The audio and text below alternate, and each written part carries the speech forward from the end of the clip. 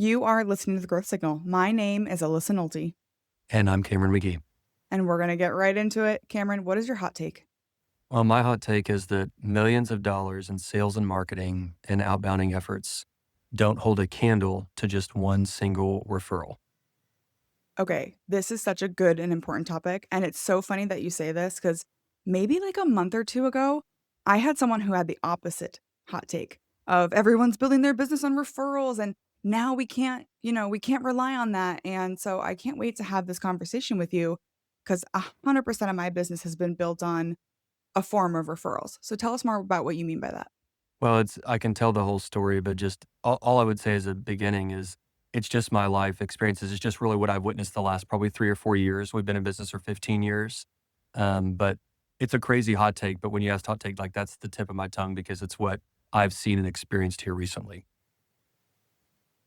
Tell me more about, like, that referral process, because that is one thing that I feel like people have a hard time, and maybe it's the Midwest in me, but sometimes I feel weird asking for the referral. So how do you do that intentionally so that you're not just hoping that somebody remembers they had a good experience with you? Well, I'm from Arkansas, and so I can relate. And I'm not on your show because I have it all figured out. I don't have a great system for it. What I'm mostly saying is, our first 10 years in business, we were pretty much referral driven. I did a pretty poor job of just it accidentally happening, but it fueled our business and fueled our growth. Over the last 3 or 4 years, I added it up. We've literally spent millions, not just 1 million, but multiple seven figures in sales and marketing in our business. And then about 8 months ago, a friend, kind of in parallel with that, like we're doing all this work, all this spend, we're tracking how it's doing in terms of ROI, of course, and what's working and not. And then a friend that I've known for years and just called and said, "Hey, I've got this perfect project for you, and I want to introduce you." And ironically, that account is 8 months old, and we have done more with that account that has blossomed. We've kind of done like a land and expand, and that one thing, I say with the utmost humility, it's embarrassing. I'm so grateful. It's such a blessing, but that one account has surpassed the amount of ROI we've gotten from 3 or 4 years and multiple millions of dollars. And so that's my hot take coming on the show. I can't wait to listen to that episode, honestly. Yeah, I'll have to send you the link after because it's very interesting to think about all the time, effort, and money that goes into websites. I've had, rebuild my website on my to-do list for months, like, at Yeah. this point, and it just takes time, like, it's time and effort, and, as a startup, as a company that's we're all bootstrapping here, we aren't Walmart, we aren't these huge companies that have, basically unlimited resources. We have to make really smart decisions That's right. about the way that we approach our marketing and the way that we approach things, because one bad spend could be a missed payroll for a Yes. lot of our businesses. One of the things that I have found, and maybe it's just the nature of the businesses that I work with, but typically I work with really large organizations. And so we had what we used to call turnover marketing, Hmm. where basically we'd work with somebody at a company. We do research consulting. We'd work with somebody at a company. They would have a great experience with us. We would work really hard to build a very personal relationship with everyone we were working with, not just the decision maker who decided to hire us, but the entire team up and down the stack. And Yeah. we always went out of our way to make sure that everybody felt heard and a part of it and listened to, and very personal relationships, because we discovered that person gets hired at some other new company. They move on. We tend to go with them. We do the Yep. same thing there. Almost all of my clients have come from that kind of like turnover marketing approach Yes. where I'm being a good human, I'm building authentic relationships, and they just so happen to bring me along, and then I root in wherever they go, and as they continue to move on, I continue to move on too, while holding on to where they were before. Well, it sounds natural. I mean, that's what bumblebees do. I think that's butterflies. I think nature is doing this everywhere. I said land and expand. You said turnover. It's cross pollination, no matter which insect we're talking about. I think it's brilliant. So tell me more about, you said you had a friend who called you up. One of the things, and I think it was maybe my 3rd ever podcast guest, and I've done over 200 episodes now, and it still sticks with me. That's how you know it's a good episode. He said, "You need to make sure that people know you for what you want to be known for and are willing to speak up when you're not in the room." Yeah. So it sounds to me like you kind of built a relationship with a friend who knew what you were, the best in the world at and was willing to open that door on your behalf. Tell me more about how you got that message down. Yeah, I can't wait to listen to that episode too. That's gonna be a good one. I'll go find that one too. I yeah, you absolutely want your positioning to be as simple and clear as possible. That when someone says Sub's freaky fast, you're like, Jimmy John's, that's different than Subway. You want your positioning to be super clear. I agree. I say friend because I'm a big believer you never burn a bridge. You can't control someone else burning the bridge on their side for you, but I don't burn bridges. I don't want to ever burn a bridge. And it's amazing. We're honored now. We get to do events for the White House. Our company, we do AV, we do event production. We're the nerds in the back of the room at these big national conferences with the stage and lights and sound and stuff. And years ago, we did a nice job for a person who then got promoted and then promoted again and promoted again. And now they're in charge of production for the White House. And so now we get to Right. do events for the president. We've done that for multiple administrations now, not just the current administration, but the previous. That's a great example of land and expand and cross pollinate. This friend that I'm talking about with this referral, in our industry, event production, even if you're not familiar with it, because it's kind of niche, I think event production is a lot like building construction. You're hiring like a contractor. Yep. They have subcontractors who make things happen. And so over the last, I don't know, 5 to 7 years, I've hired so many subcontractors. And I have so much respect for these subcontractors. They're not lesser than us. They're just specialists and experts in the lane, just like a drywall or a painter or whatever construction metaphor we want to do. Well, this subcontractor who we've had multiple events with 5, 7 years, they've seen us inside and out. When he called me and said, "Hey, I've got this opportunity," this is not someone that I'd wined and dined. I've not done smoke and mirrors and shown him a bunch of pretty renderings and tried to do the sales trick on him. He has seen us at our best and worst. He's been with us at midnight when we're still troubleshooting something. And he said, "You are perfect. This is your bullseye. This is exactly what you do." And he can't do it. And so there's times we can only be on 5 events on the same day. We do 150 events a year. There's times when I get a sixth lead on a date, and it's just like this date is just on fire for some reason. I have to refer that to friends. They same thing. They get double booked, triple booked. They refer it to me. You have to keep these ecosystems flowing where you've got bidirectional, symbiotic referral movement happening. But yeah, he called and he said, "You're perfect for this." And we did one project, but one turned into three and three's turned into nine. And now it's a beautiful account. But it all came from that. And I don't know how to thank him. I've tried. I've been like, "What can I?" And he's like, "You don't need to thank me. You thanked me by being excellent for this client. Like you've made me look good that I got you in there and you're doing a Yep. great job." And it's crazy to think of how much money we've spent on trying to do all the things that everybody says, "Oh, Google AdWords or do this content more," all of these levers we've pulled, and then just being ourselves and being true to ourselves and him inserting us into the room, which I've done the same for him. And we would do the same for each other 100 times over. It's who I am. It's who he is. But it's just crazy coming on the show today when you said hot take. That's my hot take. There's so much in there, and I'm writing down notes because I wanna make sure I come back to it, but, when you start a company and you've started your own company, so you kinda know as well. One of the first things that you do, because all the leadership business building books tell you that you have to, is kinda like write down your corporate core values, right? And so I did that same thing, and everything you're describing is the exact type of people that I wanna work with to a T. So, like, one of my core values is be easy to work with, Good. right? And that sounds to me like exactly the reason that you got that opportunity is because they've seen you at your best and they've seen you at your worst, and they've seen that you're up at midnight trying to make it happen.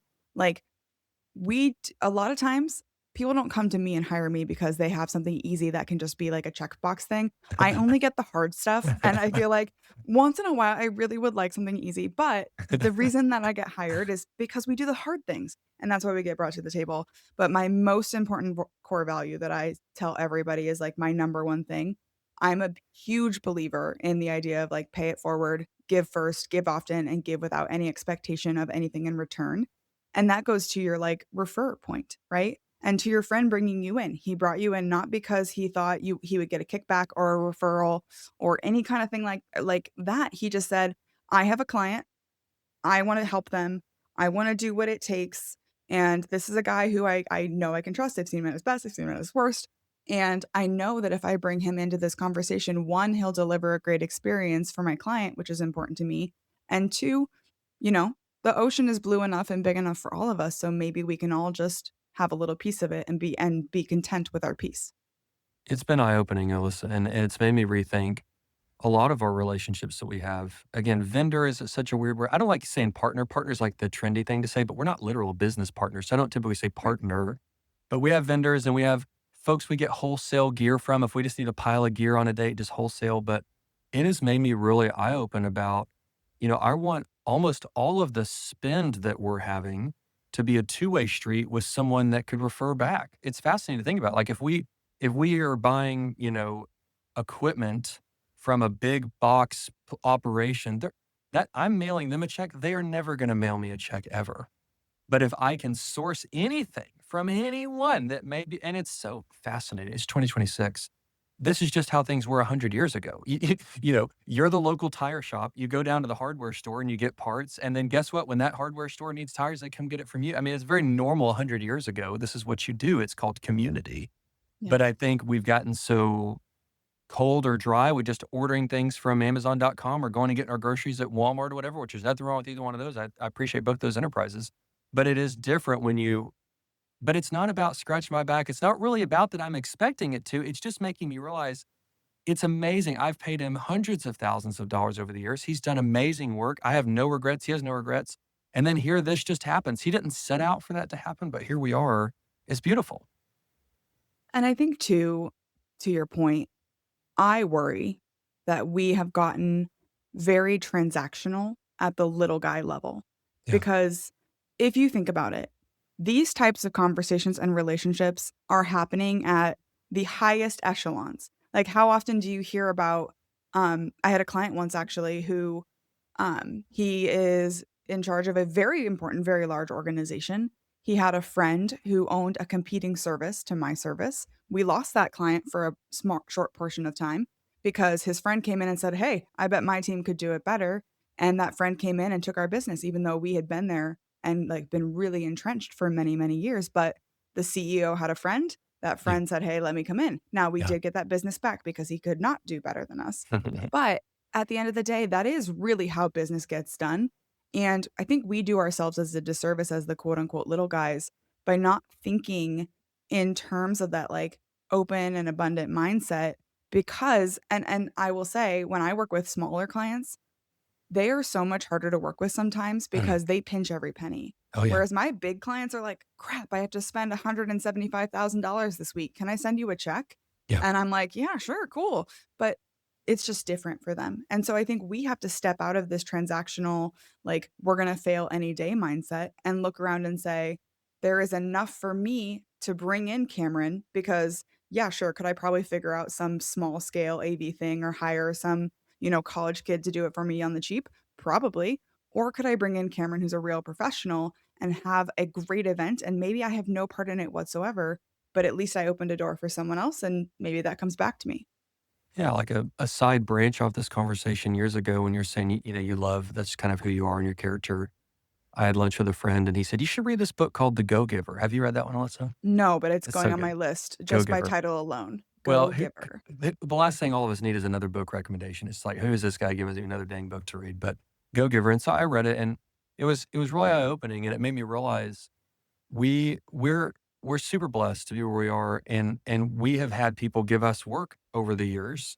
And any good ecosystem, there's a top of the funnel, but there's also an output release valve. And it made me realize I don't feel like I'm referring enough stuff. And the book was really opening to say that's supposed to be a function of a healthy organism, any system. You can't just keep putting water in the pool. Like there's got to be a release valve. And so it was a couple years ago. I was like, well, what do I have to give? We're a small, medium business. I mean, but I realized we get a lot of leads that are not good fit. And early on, I said yes to everything. It was almost like I was As starving and we I would just all do. As eat we out of all the do. dumpster. But Yeah. as we've gotten more precise about what we do, like most of our events are these, $100,000 in AV or so, like a six-figure project. It's like a 1,000-person general session that's multiple days. It's got breakouts. Like that's what we do. Well, we still get people call all the time. We don't get like wedding inquiries, but we get like tiny inquiries that are just like, that's not us. Or as I said, we get, triple booked, 5X booked, 6 booked. This is our busiest 2 weeks of the year right now. And so we had to refer and leak out so much stuff. In the past, we would just said, "Oh, sorry, we're booked. Thanks. Good luck." Right. Now we've made a list of like, who would we want to give this business to? And we warmly refer it to like 6 different folks. Those folks can't give us anything.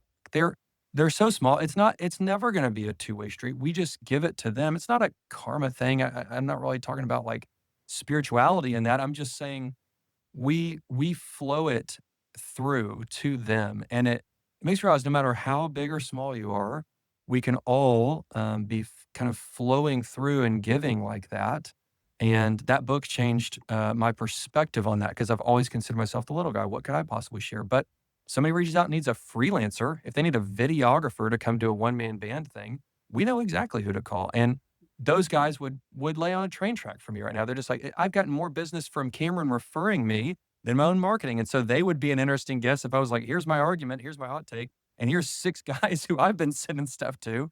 They'd probably say the same thing, you know? Yeah. Well, and I think too, like, you and I have been at this for about 15 years, right? So we were the little guy begging for table scraps 15 Yeah. years ago. I mean, I guess I shouldn't assume.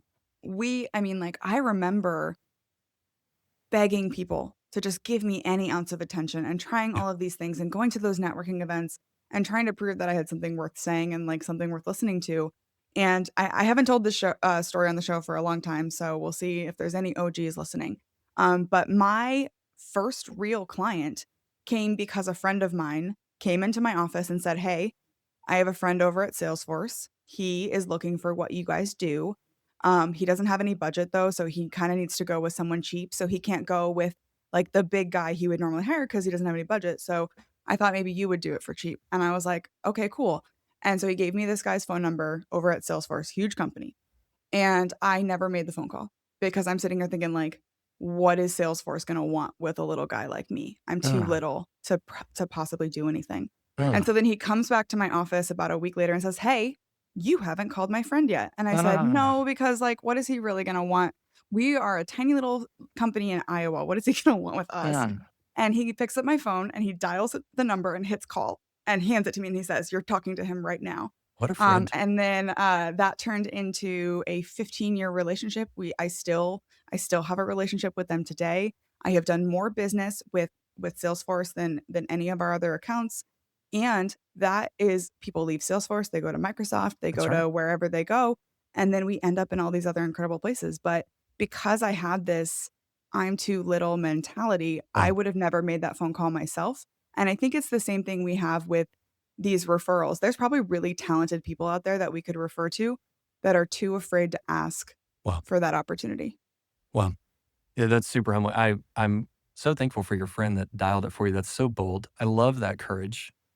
Yeah, our early years, we were just a kind of a local regional AV crew, and I had a couple of clients say, "Hey, we just got quotes, we're gonna be in these big markets, and, the last time we were in these big markets, we paid way more than we pay you, and we got way worse service than with Yep. you, and we're not looking forward." I was just with them on a show, and they're like, "This is such a breath of fresh air when with you guys. You do a great job. It's so reasonable. Like, this is awesome."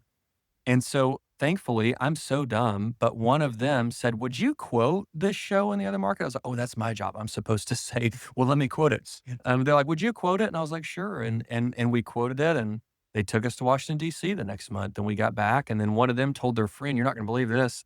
Took these guys to Washington D.C. It was a slam dunk. So then they took us to San Francisco the month after that, and we got back, and I was so foolish.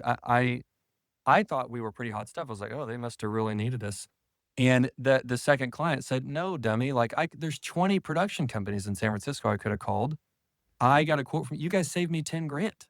And it was so humbling. I was like, "Oh gosh," like, I I thought we were hot stuff. We saved you 10 grand, but I needed them, I guess, to pull me with them for me Yeah. to realize, "Oh, we should be quoting stuff all over the country." And that's really how we became national was the testing a client, 2 clients saying, "Let's try this." And now we bid on stuff all over the country and win. And we've got our Arkansas prices and we bring Arkansas service at an Arkansas price, and that Yeah. does pretty well in Chicago. And so we go all over the place. We go to Washington D.C. today. Actually, it's an ironic city connection, but we're going back to that.